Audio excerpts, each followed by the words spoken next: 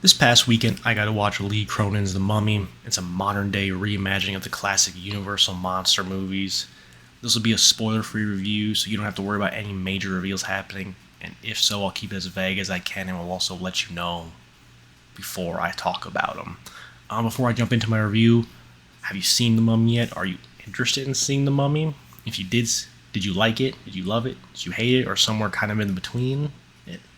Let me know down in the comments below. My name is Jamin. I love to talk about movies, so without wasting any more time, let's jump straight into my review of Lee Cronin's The Mummy. So let's start off with the good. For starters, I think the movie opens up strong, instantly pulling you into what's to come for the next 2 hours. You get a good feel of the main threat in the opening scene. It's not to be taken lightly, and you just feel bad for whoever is going to have to be dealing with this evil presence or whatever it is, right? At the beginning of the thing. We're then introduced to our main family that we're going to be following for the rest of the movie. After seeing that opening sequence, you just feel really bad for them and what they're going to have to endure if the opening sequence is anything to be taken into consideration, right? They do a really good job at showing the family dynamic. They're loving, they know each other, and everything else that comes with being a family. So, when the kidnapping of Katie happens, it hurts a lot. You feel the pain for the family and all the emotions that's come with it. So then, a little later on, there's an 8-year time jump, and the family eventually gets news that Katie has been found, and she's going to need a lot of time and love to get back to her old self. They do a really good job at making the family understanding of the situation that's at hand, but also all feeling the wide range of emotion that comes with being a situation that's unlike anything else that you can't even really begin to imagine, right? The parents who are doing anything and everything to make sure their daughter can hopefully fully recover and get her normal life back. The cracks start to show, right? Over the past 8 years, they've had all these emotions that they don't know how to fully articulate, right? And that because of her daughter back, because of the situation that they're in, everything starts to crumble around them and in not so helpful ways a lot of the times. You then get the brother who just doesn't really know what to feel because it's not his sister that he knew all those years ago.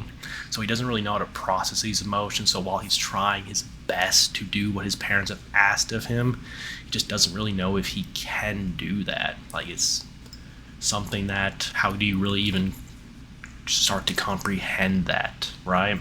You have the grandmother, right? She's a very religious person, and for a mummy or demon or whatever at this point is, that just spells bad things going to happen for her, and sadly she ends up being the punching bag for most of this movie. And this movie is very mean. So when she gets the brunt of it, she very much gets the brunt of it. But she's doing all that she can. She's praying. She's wanting the best for her. She's a saint while she is just taking a beating from her, right? And then you have the little sister who was not born yet when this happened, so she has nothing to go off her sister other than photos and memories shared by her family, right? So she doesn't really know what to feel other than something seems off about her sister.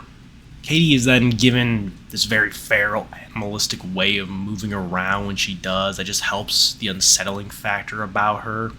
It gives you this feeling that she's totally regressed in these animalistic ways of her ancestors. The practical effects for Katie to make her feel like a walking corpse is really well done. You feel at times that any part of her body could just come off, which is unsettling in its own right. And it works so well. If you're very squeamish and are grossed out easily, this movie is really going to get under your skin and probably stick with you for a long time with some of its imagery. And when the film decides to really get gory and gross, it goes for what's going to make people gasp more than not.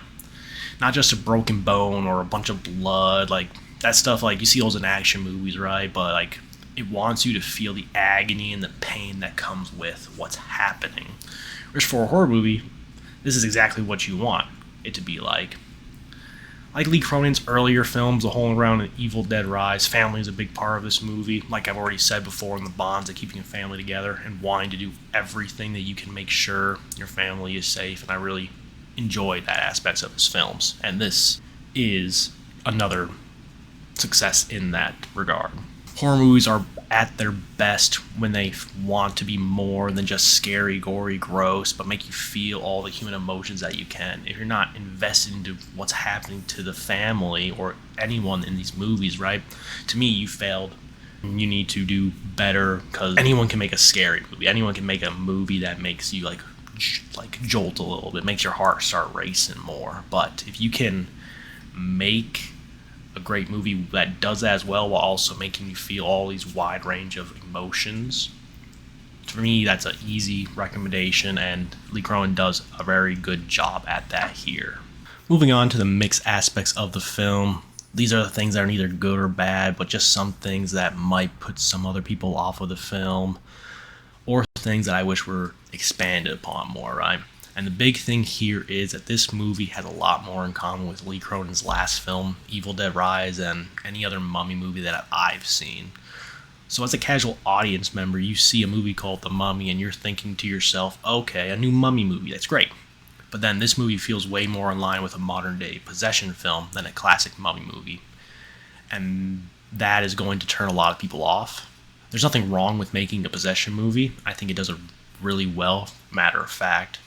But when you call yourself The Mummy, people have these expectations, and you're just going to disappoint people going into this movie, thinking they're getting a classic mummy movie, but they're not. Second point is, I personally wish the movie was set solely in Egypt. I think it would have helped me feel more of the vibes I wanted to get from the Egyptian side of this movie. It does a good job at sprinkling in Egyptian lore, mythology, demonology, all that kind of stuff, but I think you don't really gain anything for having it start in Egypt and then go to the States, and then from time to time go back to Egypt. I think you could have set it solely in Egypt. You would have been perfectly fine. You don't need the family to be from the States. You could have had it be a family in Egypt and nothing would have changed at all. And I think it would have just helped me feel a little bit more into the movie and all the Egyptian parts of it. I like movies that are set in different countries, especially a horror movie. It's really cool. Wish it stayed in Egypt at least longer, right? And finally, I do wish the father's journalism played more of an integral part of the story. Have him and have the missing persons detective be more intertwined to find out who did the kidnapping, why the kidnapping happened, sharing info with each other. Also help flesh her character out more as well. He does do a little bit of investigating, but he finds out what he wants to relatively easy, and it's just kind of dropped at that point. His journalism is brought back up momentarily, and dropped just as quickly. And for the detective, I think her being more of an integral part in that investigation as well, not just trying to figure out who did it, but helping him find out stuff about the Egyptian manuscripts or whatever that they find eventually later within Katie, could have helped make her more of an interesting character, and they could have had a very cool dynamic between the two of them that wasn't there. Moving on to the bad aspects of the film, I do think it goes on a little bit too long for its own good. I'm not against longer movies at all, especially if they use their time to the fullest, but at some points it felt like we were running in circles a bit too much for my liking. I also wish they delved more into the Egyptian lore than they did. It feels very, at times, surface level, just so they can get away with saying this is a Mummies movie rather than maybe saying it's an Exorcist movie, right, or another Evil Dead movie, because this movie, like I said, has a lot in common with Lee Cronin's Evil Dead. So with how little it really goes into the Egyptian mythology part of it, it feels not really disingenuous to me, but it feels like they wanted just to sprinkle something in there to give it more pizzazz than it really had going for it. And this is probably the only spoilery thing that I have to say about it, but like I said, I'm going to be as vague as possible when I talk about this. So, in the end, the father does a sacrifice, right? He finds out the only way for him to save his daughter is to pretty much sacrifice himself, right? To take this evil spirit within him so that she can live a normal life. There's no other way to save her and let her live a happy life. So he does what most fathers probably would, and he lets the demon come inside of him, and that's fine, right? And they are then the new caretakers of this demon. The father is stuck in a coffin now, right? But then, the very ending of this movie, they decide to just make that sacrifice really not mean anything, and rather than it actually being a true sacrifice, it's more of a minor setback, which I don't like in movies when a sacrifice doesn't really mean much, right? The heroics of a sacrifice has to mean something if there's lasting consequences, and in this movie it just feels more of a little pinch on the arm, right? A true sacrifice, right? That's like the one spoiler thing that I wanted to mention that didn't really sit well with me. So here are my final thoughts on Lee Cronin's The Mummy. It gave me what I was hoping for. It's emotional, brutal, messed up in all the best ways possible, and I cannot wait to see what Lee Cronin decides to do next. Lee Cronin's The Mummy gets an 8 out of 10 for me, and I would highly recommend it if you're looking for a great possession movie. But if you're looking for a classic mummy movie, you're more than likely going to be underwhelmed by the end of it. I do still think you'll enjoy yourself, but you're just not getting the movie that you're hoping to get. Thanks for listening to me talk about The Mummy. Subscribe if you want to hear more of my movie takes.